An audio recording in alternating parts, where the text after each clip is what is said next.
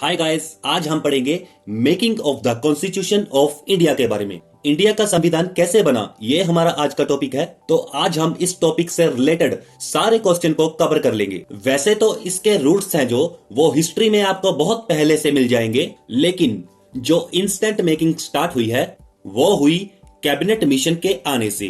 तो देखिए, cabinet mission कब आया? 1946 में। तो जब कैबिनेट मिशन आया था उस टाइम वाइसराय कौन थे? लॉर्ड वेबल। ये आपको याद रखना है। तो कैबिनेट मिशन आया था 1946 में ड्यूरिंग वाइसराय लॉर्ड वेबल।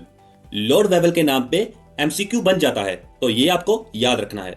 अब कैबिनेट मिशन था क्या? इसमें 3 लोगों का एक ग्रुप था जिनका काम था इंडिया का कॉन्स्टिट्यूशन बनाना। तो इन 3 लोगों का नाम भी इंपॉर्टेंट है, तो आप इसको याद करने के लिए अपनी कोई ट्रिक भी यूज कर सकते हैं। एसपीए लगा लीजिए, एपीएस लगा लीजिए। एसपीए से एस से शुरू होता है स्टेफर्ड क्रिप्स, पी से पैट्रिक लॉरेंस और ए से एवी अलेक्जेंडर। तो आप इसे याद रखिएगा। स्पा क्या है? कैबिनेट मिशन के मेंबर्स, राइट। तो अब कैबिनेट मिशन आ गया। उसके बाद क्या हुआ? उसके बाद इन्होंने बनाई constituent assembly. Constituent assembly was formed in November 1946। अब कॉन्स्टिट्यूएंट असेंबली है क्या? इसे कहते हैं संविधान सभा। कुछ ऐसे लोगों का ग्रुप जिनका काम है इंडिया का संविधान बनाना, इंडिया का कॉन्स्टिट्यूशन बनाना। तो उस पूरे ग्रुप को नाम दे दिया गया कॉन्स्टिट्यूएंट असेंबली, यानी कि हिंदी में संविधान सभा। इसका काम था to frame Indian constitution. Okay, चलिए आगे चलते हैं।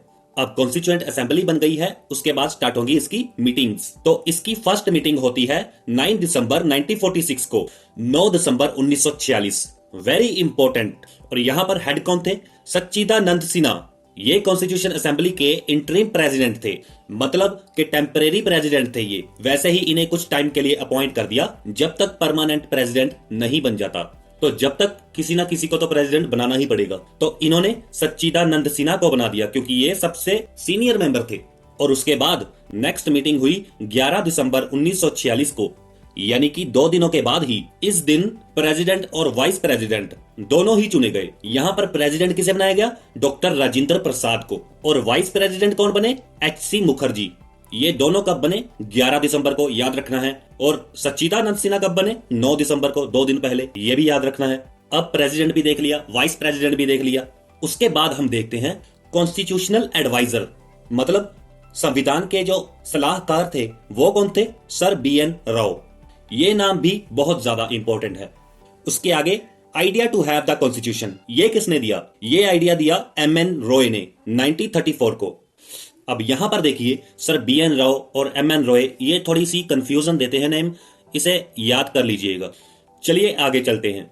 यहां तक हमने देख लिया कि कौन हेड बना, कौन प्रेसिडेंट था, कौन वाइस प्रेसिडेंट बना। अब हम देखेंगे कि कॉन्स्टिट्यूएंट असेंबली का डिस्ट्रीब्यूशन कैसा था, मतलब सीट्स कितनी थी और किन किन में बांटी गई थी। तो हम देखते हैं कॉन्स्टिट्यूएंट असेंबली में जो टोटल स्ट्रेंथ थी वो थी 389। अब 389 को कैसे डिवाइड कर रखा था? इसको 2 पार्ट्स में डिवाइड कर दिया था। 296 सीट्स अलग और 93 सीट्स अलग। 296 सीट्स थी जो वो थी ब्रिटिश इंडिया की, और प्रिंसली स्टेट्स के पास थी 93 सीट्स। अब प्रिंसली स्टेट्स वो हैं जो राजो महाराजों के अंडर आती हैं। अब यहां पर इसको रेड पेन से मार्क कर रखा है क्योंकि ये सीट्स पूरी की पूरी खाली रह गई थी, क्योंकि राजो महाराजों ने सोच लिया था कि हम किसी गवर्नमेंट के अंडर नहीं रहेंगे, हम अपना इंडिपेंडेंट रहेंगे। इसीलिए ये सीट्स अनफिल्ड रहीं और कॉन्स्टिट्यूएंट असेंबली से दूर रहीं। अब ये पूरी 93 सीट्स पूरी तरह से खाली थी क्योंकि राजो को रहना था इंडिपेंडेंट। अब ये 296 सीट्स हैं जो ब्रिटिश इंडिया के अंडर आती हैं। इन लोगों ने पूरी तरह से इलेक्शंस को फॉलो किया और ये 296 सीट्स को भी आगे फर्दर डिवाइड कर रखा है 292 और 4 में। 292 सीट्स हैं जो ये ब्रिटिश प्रोविंस में आती हैं, और बाकी की 4 सीट्स जो बचती हैं वो चीफ कमिश्नर प्रोविंस में आती हैं। ब्रिटिश प्रोविंस वो प्रोविंस है जो डायरेक्ट ब्रिटिश गवर्नमेंट के अंडर आती हैं, और कुछ प्रोविंसेस ऐसी हैं जो चीफ कमिश्नर के अंडर आती हैं। अब ये 4 कौन कौन सी प्रोविंस थी, इसे हम आगे देखते हैं। तो यहां पर देखिए, ये 4 कौन कौन सी प्रोविंस थी? दिल्ली, अजमेर, मेरवाड़ा, कुर्ग और ब्रिटिश बलोचिस्तान। ये चारों के चारों नाम आपको याद रखने हैं। आगे देखिए, seats allotted proportional to each one respective population रफली in the ratio of 1 to a million। अगर 1 मिलियन पॉपुलेशन है मुस्लिम्स की, तो उन्हें एक सीट मिलेगी। अगर 10 मिलियन पॉपुलेशन है मुस्लिम्स की तो उन्हें 10 सीट्स मिलेंगी। मतलब 1 मिलियन पॉपुलेशन के ऊपर एक सीट दी जाएगी। अब हमने ये देखा कि सीट्स कैसे दी जाती हैं कॉन्स्टिट्यूएंट असेंबली में, 1 मिलियन पर एक सीट। आगे देखिए सीट्स हैं जो वो किस किस में डिस्ट्रीब्यूट की गई। ये डिस्ट्रीब्यूट की गई थी मुस्लिम्स को, सिख्स को और जर्नल्स को। ये ऑलरेडी 3 पार्ट्स में ही डिवाइडेड थी। मुस्लिम्स को अलग रिप्रेजेंटेशन थी, सिखों को अलग रिप्रेजेंटेशन थी और जर्नल में मुस्लिम और सिखों के अलावा सभी आ जाते थे। अब नेक्स्ट वोटिंग मेथड। वोटिंग कैसे होती थी? तो वोटिंग का सिस्टम था सिंगल ट्रांसफरेबल वोट। इसमें क्या होता है, मान लीजिए आपके पास 5 कैंडिडेट हैं तो आप पांचों के पांचों कैंडिडेट्स को प्रेफरेंस के रूप में सिलेक्ट करोगे। जैसे फर्स्ट प्रेफरेंस आप किसी बंदे को देना चाहते हो, सेकंड प्रेफरेंस आप किसी और को देना चाहते हो, थर्ड किसी और को, ऐसे करके पांचों कैंडिडेट्स को आपको प्रेफरेंस देनी पड़ेगी। तो वोटिंग का ये मेथड था। इसमें आपको सिंपल यही याद रखना है कि वोटिंग मेथड क्या था, सिंगल ट्रांसफरेबल वोट। उसके बाद टाइम कितना लगा कॉन्स्टिट्यूशन को बनने में? It took 2 years 11 month and 18 days to finalise the constitution. सभी हाईलाइटेड टर्म्स को आप नोट कर सकते हैं, ये सभी इंपॉर्टेंट हैं। उसके बाद आता है ऑब्जेक्टिव रेजोल्यूशन। ऑब्जेक्टिव रेजोल्यूशन पर हमेशा से एक क्वेश्चन बनता आ रहा है और आगे भी बनेगा कि ये कब आया, कैसे आया। तो आप देखिए ये 13 दिसंबर 1946 को आया। किसने मूव किया था? पंडित जवाहरलाल नेहरू ने, जो कि इंडिया के फर्स्ट प्राइम मिनिस्टर थे।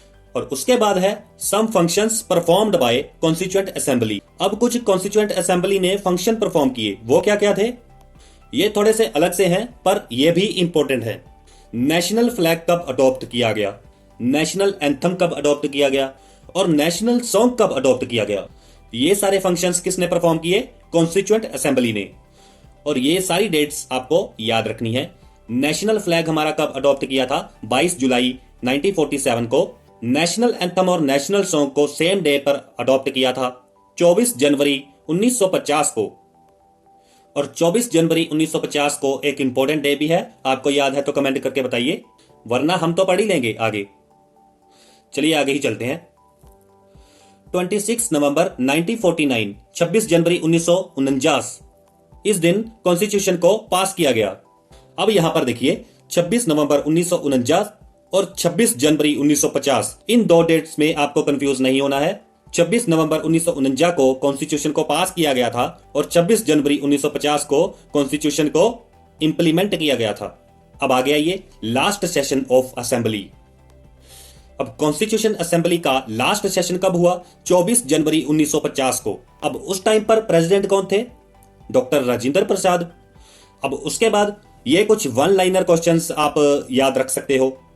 यहां पर टोटल एक्सपेंडिचर कितना हुआ, कॉन्स्टिट्यूशन को बनाने के लिए कितना खर्चा आया था। जैसे कि आपको पता है कि इंडियन कॉन्स्टिट्यूशन वर्ल्ड का सबसे लेंथीएस्ट और रिटन कॉन्स्टिट्यूशन है।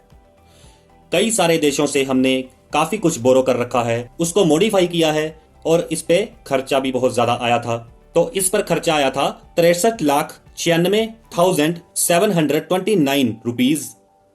मोटे तौर पर आप कह सकते हो कि 64 लाख रुपए खर्चा आया था। अब नेक्स्ट आता है कि जिस टाइम पर कॉन्स्टिट्यूशन बना था और आज के टाइम कॉन्स्टिट्यूशन में कितना फर्क है। इसमें हमने देखना है पार्ट्स, आर्टिकल्स और शेड्यूल्स। ये बहुत इंपॉर्टेंट है, इसे आपको याद करना पड़ेगा। 1915 में जो कॉन्स्टिट्यूशन बना उस टाइम थे 22 पार्ट्स और आज हो गए हैं 25 पार्ट्स। और पढ़ने के लिए आज भी 22 पार्ट्स हैं क्योंकि 3 पार्ट्स बाद में ऐड किए गए हैं। और उस टाइम आर्टिकल्स थे 395 और आज हो गए हैं 465। उस टाइम शेड्यूल थे 8 और आज हो गए हैं 12। अब यहां पर देखिए 26 जनवरी 1950। 26 जनवरी 1950 को क्या हुआ था? हमारा constitution came into force on this day. इस दिन कॉन्स्टिट्यूशन फोर्स में आ गया था। अब कॉन्स्टिट्यूशन को तो 26 नवंबर 1949 को एनेक्ट कर लिया था, तो इस दिन को फोर्स क्यों करा? क्योंकि इस दिन की कुछ खास वैल्यू है। क्योंकि इस दिन 1930 को पूर्ण स्वराज का आइडिया पास हुआ था लाहौर सेशन में, तो इसीलिए 26 नवंबर 1949 को कुछ ही आर्टिकल एनफोर्स किए थे। बाकी सारे का सारा कॉन्स्टिट्यूशन है जो वो 26 जनवरी 1950 को फोर्स में लाया गया था। इसके लिए हमने 2 महीने वेट किया, 26 नवंबर 1949 से लेकर 26 जनवरी 1950 तक। आई होप आपको लेक्चर समझ में आया होगा। इसी तरह और वीडियोस देखने के लिए वीडियो को लाइक, शेयर और चैनल को सब्सक्राइब कर लीजिए। Thank you so much. God bless you all.